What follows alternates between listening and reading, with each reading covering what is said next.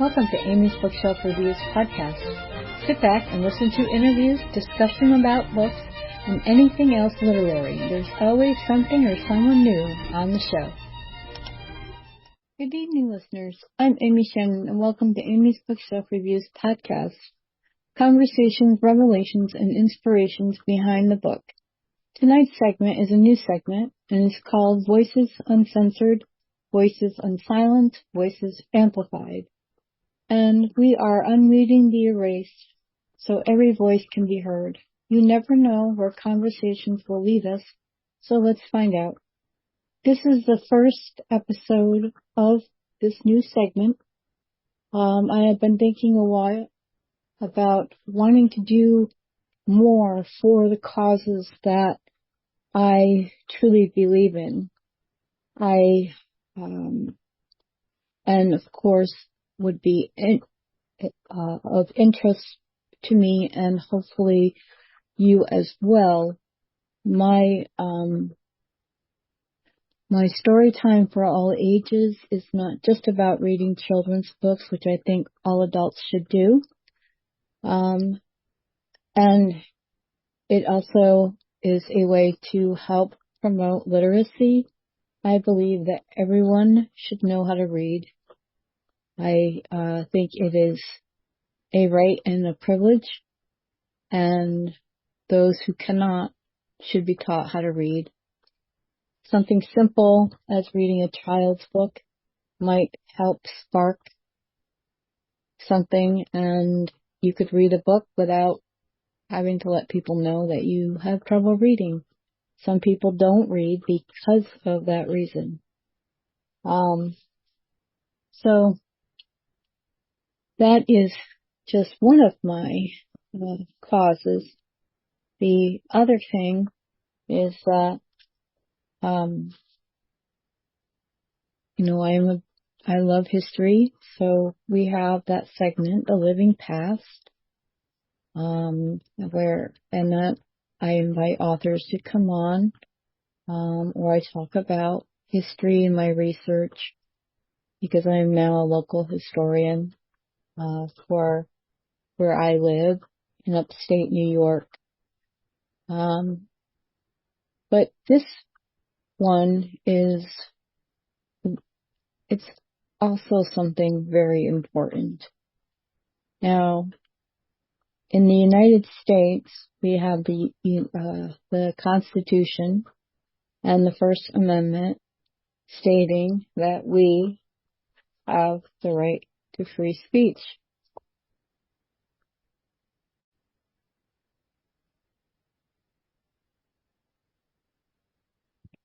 And with that information, it states, Congress shall make no law respecting an establishment of religion or prohibiting the free exercise thereof, or abridging the freedom of speech or of the press, or the right of the people to peaceably assemble and to petition the government for a redress of grievances. Now, this is the United States, and this is the Constitution, and how it is exactly worded. Now, there are limitations, but they're reasonable limitations where you can't yell in a crowd, you can't yell fire in a crowded place unless there actually is one, or you can't use words to incite violence or insurrections or something even worse. So that is something that you might want to think about. In this day and age, there's always been book banning and book burning and things like that, and people being their voices censored. And it's global. It's not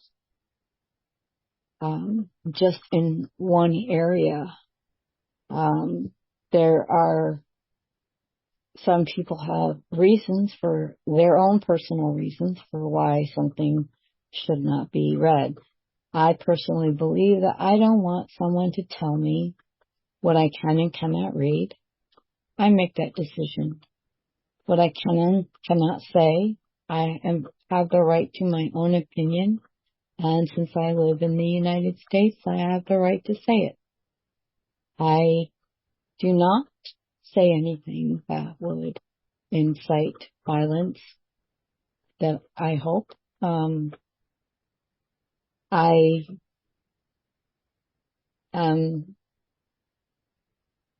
It really bothers me when people's voices are silenced. And I'm not just talking about, banning books, but interviews. I've known authors that have had interviews on podcasts or other places, and then the interview was edited or not released at all because they decided to censor it. There are corporations that own sites, online shopping sites, online book buying sites. There are some sites that are just dedicated to books, and sometimes they decide, for whatever reason, that a person's book, an author's book, should not be sold on their website. So that's censorship. Obviously, they have the right to sell whatever they want, but they also have the book on their site and then they take it off. So that is something different, and that is censorship.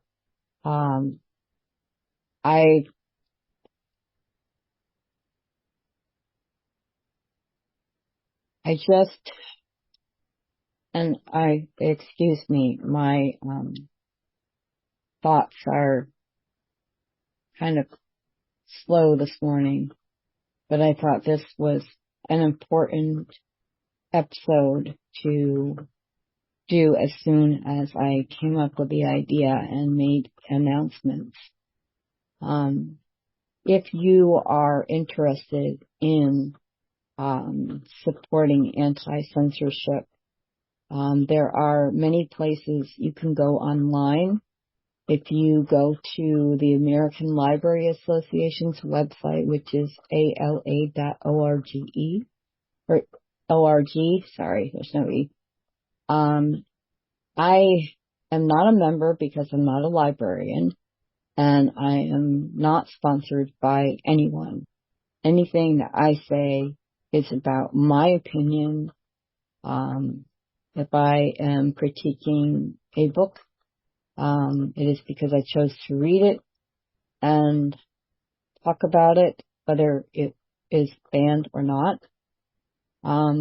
Every year, the American Library Association creates a list of the top 10 most challenged books of the year. The most recent one is for 2024. And they say the top 10, and then when I'm looking at their infographic, it shows that there are more than 10 because a few books are tied. And I'm just going to announce these and let you know if I've read them or if I'm going to put them on my to-read list. When I buy books for myself, not requested by a book review, I choose it because I want to read it. It looks interesting. I don't care if someone else said it was a terrible book. I don't care if someone says, oh, you shouldn't read. Well, I do care if somebody tells me not to read something that I want to read. And sometimes I will read something just because it's banned. And and what those people who try to censor you, what they don't realize, and it's kind of like that reverse psychology theory where don't read this book, so other people are actually going to read it. And the people that are, they're like, censor this book, don't put it in our libraries, don't put it in our bookstores, don't put it in our schools. Obviously there are some topics that are not suitable for children, or their parents believe that are not suitable for the child to read until they're older or ever.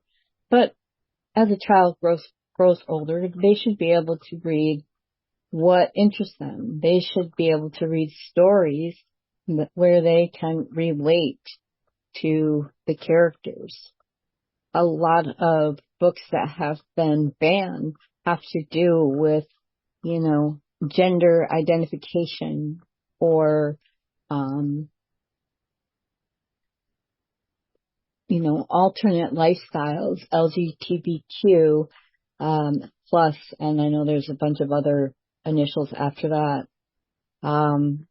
As a parent of a gay son, I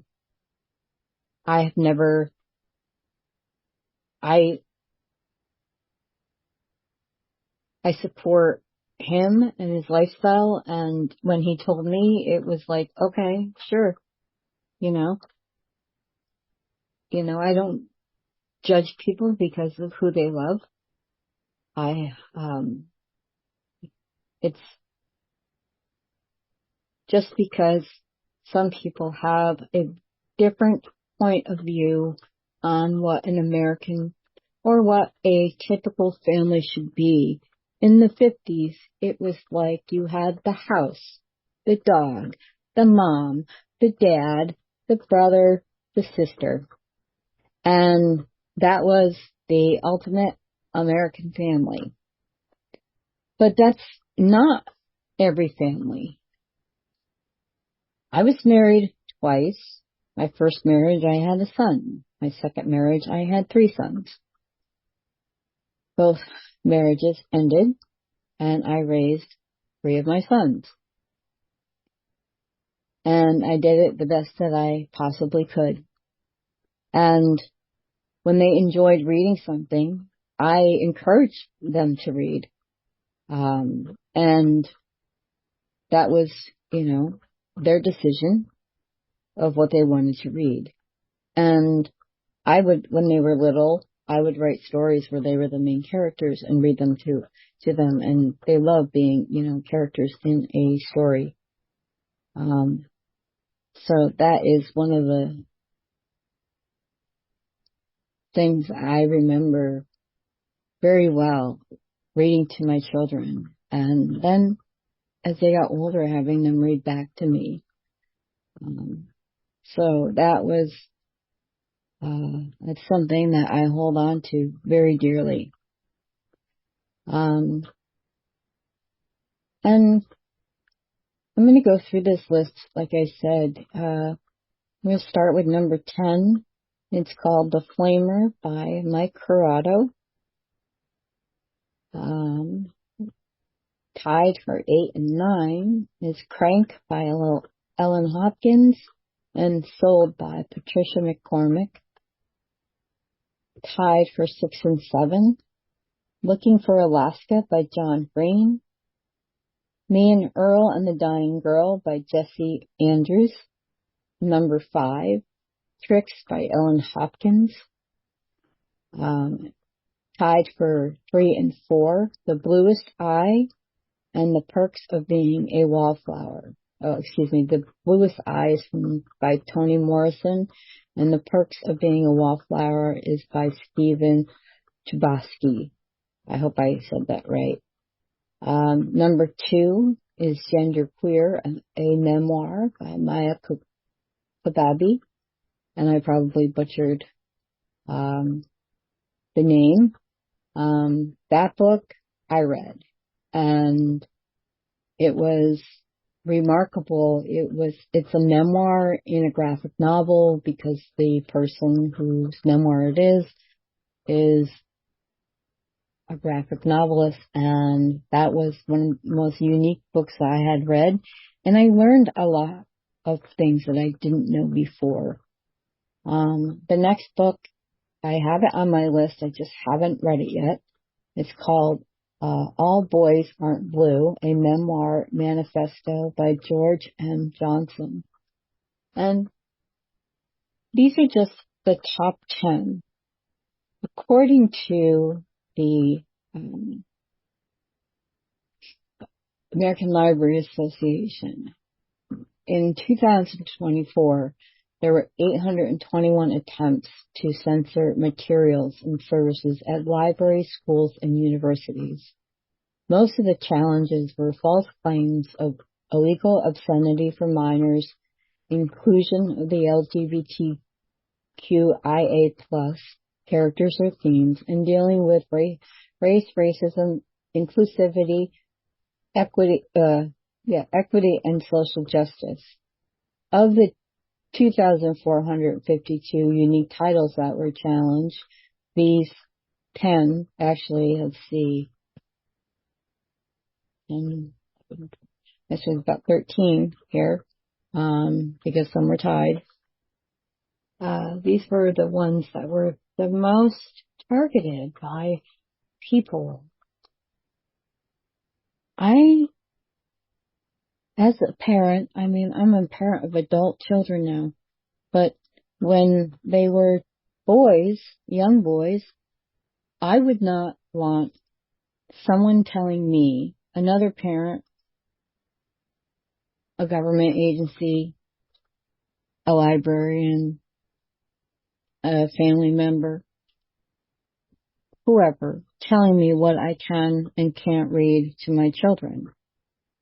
I want to be able to locate a book that I want to read, and I want to be able to buy it and get it and read it.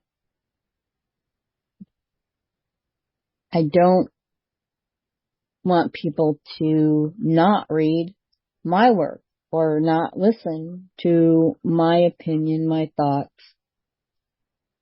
just because someone doesn't agree with them.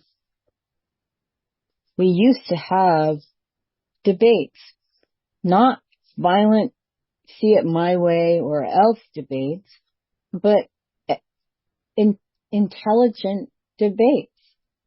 That's what they would teach you in high school. They had debate club, and they taught children how to debate in a way that you say what you believe in, then you listen to the other person, and then you can respond, and they can respond to you in a non-violent, non-yelling, non-vulgar way. That doesn't happen anymore. And I am really tired of that.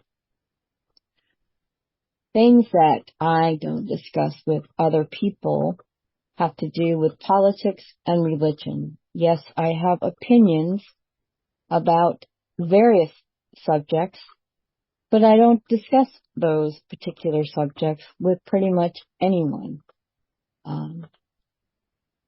I have seen friendships break.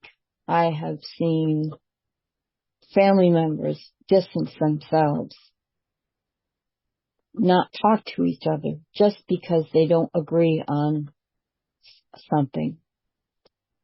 I've seen people coming out of the closet thinking that, and hoping and praying that the person they're talking to isn't going to diminish them in any way.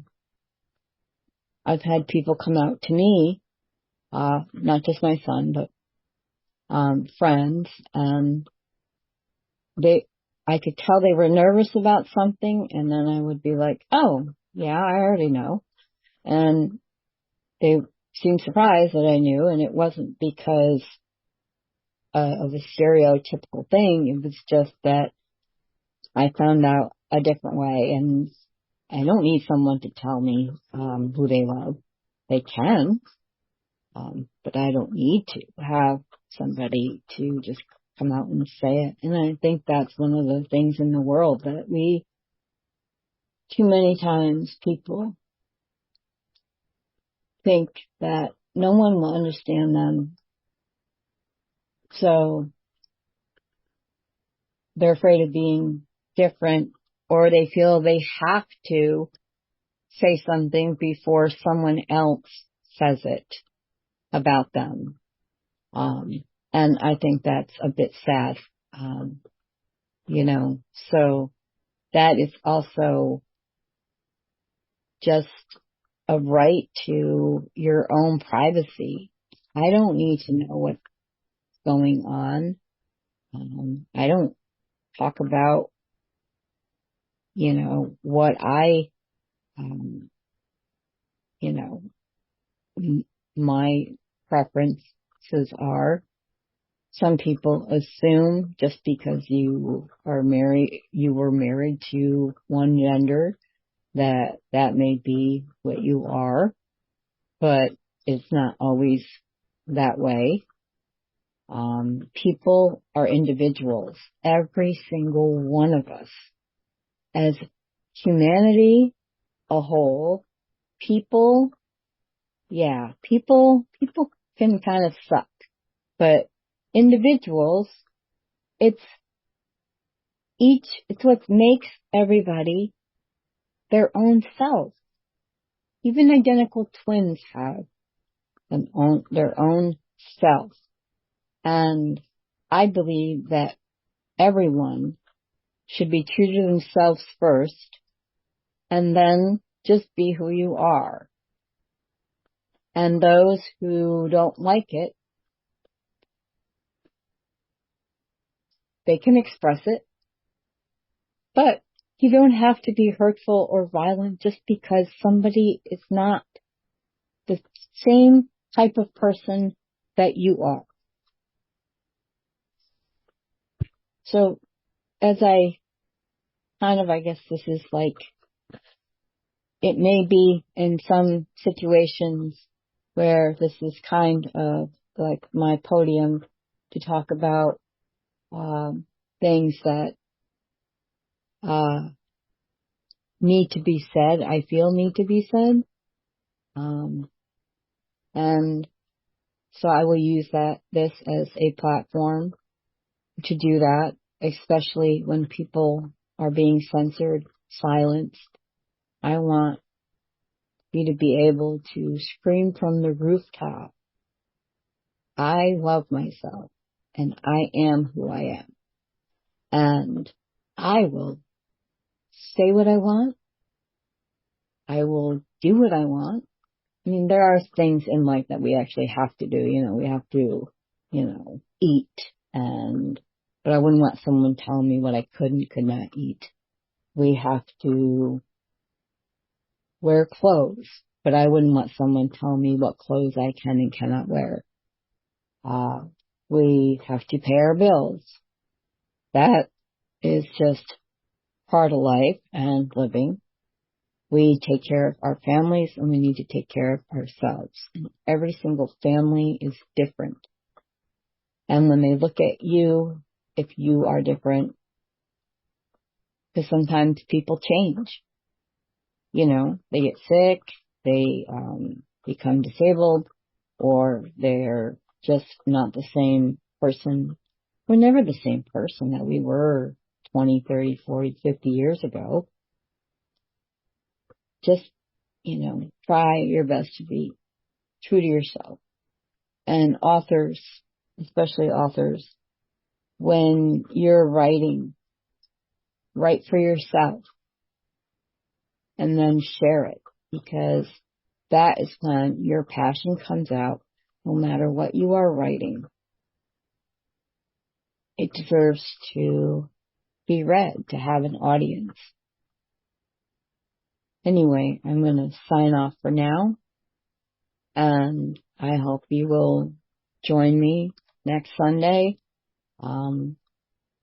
for my regular scheduled episodes. Every Sunday at 6 and 6:30 Eastern Time. I will have episodes, interviews, a few segments, things like that. So please keep joining me, keep listening, and the Uncensored, Unsilenced, Voices Amplified segment will run on the last Monday of the month at 7 p.m. Eastern Time. So, thank you, audience, for listening. Please follow this podcast on Spotify. If you wish to be on the show, just go to amysbookshelfreviews.com/podcast and schedule your pre-recording. I'm Amy Shannon. Be safe, be well, and always be kind. Tune in here again next week for another tantalizing discussion.